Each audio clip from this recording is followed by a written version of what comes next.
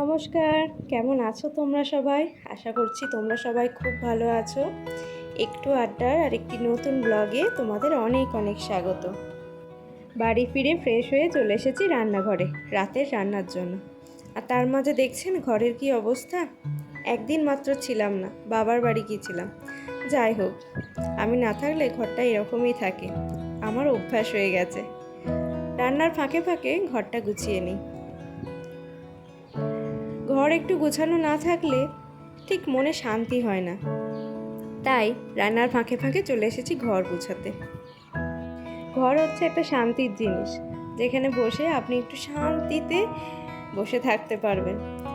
যাই হোক, বিছানাপত্রে তো টান টান না থাকলে আমার একদমই ভালো লাগে না, তাই আগে বিছানাটাই পরিষ্কার করে নিলাম। তারপরে এই যে জামা কাপড় যেখান থেকে নেবে অন্য জায়গায় গিয়ে রেখে দেবে, তাই জামাগুলো আগে গুছিয়ে নিই, ওদিকে রান্নাটা হতে থাক।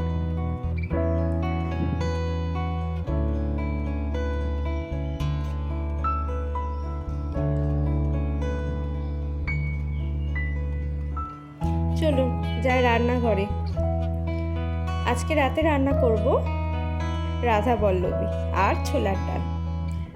তার জন্য দেখুন পুরটা আগে রেডি করে দিই। না, আজ আমি ডাল বেটেও রাখিনি আর ডাল বেটে রাখার সময়ও পাইনি, তাই আজকে রাধা বল্লভীর পুরটা করেছি বেসন দিয়ে। চাইলে আপনারাও কিন্তু এইভাবে ট্রাই করতে পারেন। আর তার সাথে করব ছোলার ডাল। ছোলার ডালটা আগেই আমি সিদ্ধ করে নিয়েছি, এখন ছোলার ডালটা বসিয়ে দেব। আর ছোলার ডালটা আলু দিয়ে করব। এই ছোলার ডালে একটু সবজি, একটু কুমড়ো, পেঁপে দিলে কিন্তু এর কনসিস্টেন্সিটা খুব ভালো হয়, তাই খেতেও ভালো লাগে। আজ আমি করব আলু দিয়ে। ছোলার ডালে তো তেমন আর কিছু মশলা লাগে না, লাগলেও আমি আর দিই না। এতে নারকেল কোড়া, খোয়া ক্ষীর অনেক কিছু দিলেই ভালো লাগে, কিন্তু যাই হোক সেগুলো এখন বাড়িতে নেই, তাই খুব হালকাভাবেই ছোলার ডালটা রান্না করব। ওদিকে ছোলার ডালটা বসিয়ে দিয়েছি, আর এদিকে চলে এসেছি ময়দাটা মেখে নিতে।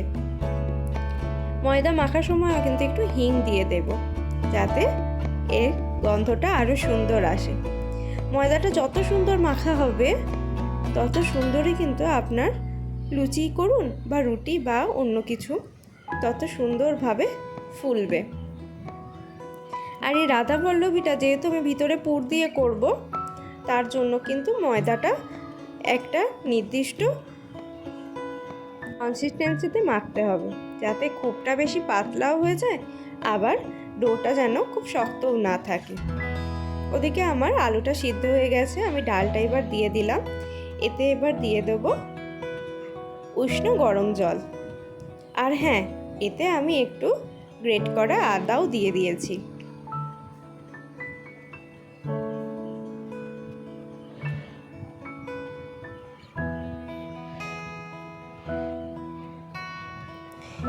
এখানে আমি যে ডোটা করে রেখেছিলাম সেটাকে আরও একটু ভালো করে মেখে নেব, যাতে আমার রাধা পল্লবীগুলো খুব সুন্দরভাবে ফোলে আর নরম হয়। এই ছোট্ট টিপসটা আপনারাও মাথায় রাখবেন, তাহলে দেখবেন আপনাদেরও লুচি, পুরি যাই করেন না কেন খুব সুন্দরভাবে হবে, ফুলবে আর নরমও থাকবে। এদিকে আমার ছোলার ডাল প্রায় হয়ে এসেছে, তো এবার যে ডোটা মেখে রেখেছিলাম সেখানে আর যে পুরটা করে রেখেছিলাম সেটা ভরে নেব।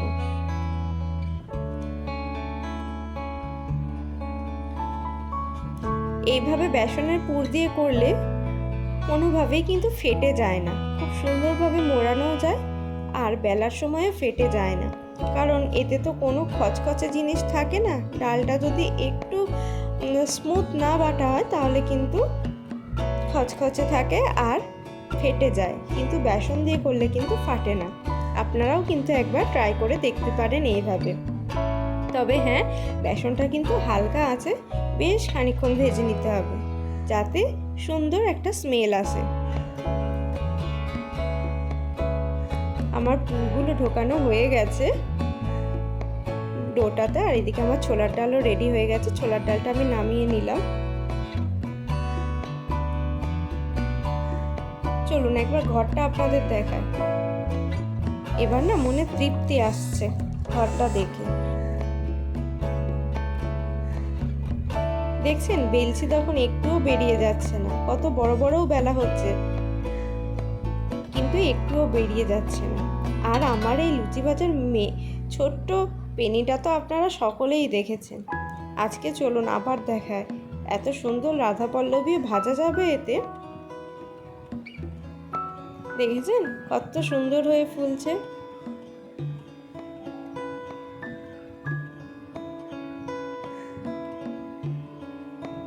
আপনারা কিন্তু বাড়িতে এইভাবে একবার অবশ্যই ট্রাই করবেন। আর আজকে আমার কর্তামশাই আমাকে অনেকটা হেল্প করে দিয়েছে, এই যে স্যালাড কুচিয়ে দিয়েছে। এটাও কিন্তু অনেকটাই সময় সাপেক্ষ কাজ, যাই হোক সেটা সে করে দিয়েছে, সেই জন্য আমার একটা কাজ থেকে রেহাই।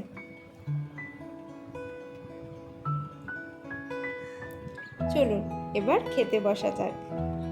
টাটা। আমার ব্লগটা কেমন লাগলো অবশ্যই জানাবেন।